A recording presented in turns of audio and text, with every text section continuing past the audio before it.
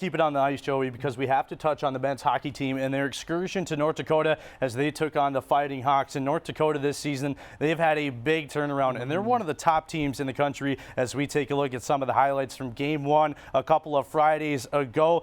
In the first period, it was Shane Pinto working his way around, and Fighting Hawks, you see here, capitalizing on a miscommunication there by the Huskies. Shane Pinto grabs the first goal of the game to make it 1-0. That was all the scoring in the first period. Over in the second period, Pinto, one more time, one-timer. It doesn't get much better than that if you're a Fighting Hawks fan. Well, we'll take one more look at this one because it was a rocket on that far dot that just got past David Rennick. It's a perfectly executed power play. You pull the defense out, slide it across the slot, a rink-wide pass, and he puts it home. That makes it 2-1. Later on in that period, Huskies looking to get back on the board, and they do. Luke Jaycox with a scrum in front of the net just taps it over the lane goaltender. 2-1 there. Huskies still trailing. North Dakota answers back really quickly with a shot in the slot.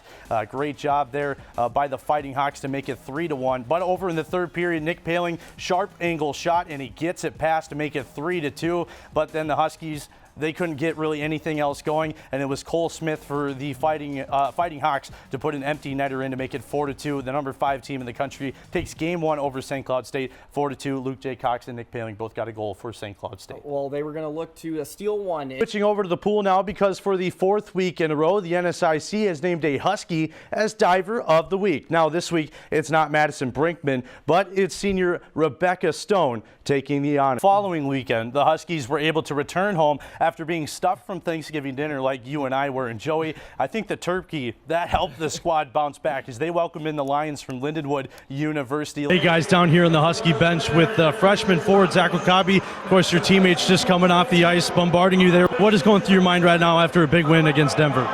Yeah, I mean, we knew how big the weekend was, and we knew how big these games against Denver were going to be towards the end of the season, and we just kept it going. Like we didn't have a best first period, but we battled through and got the job done. So. And of course, there's always stuff to improve on going into the next game. What do you feel like your team needs to improve on going into a big game too tomorrow?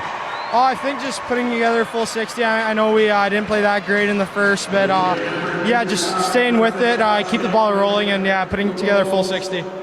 And then the freshman line of you, Chase Brand, and Yami Karanala were back together today. What's it like playing with them? And in your opinion, how well have you guys been playing when you're with them?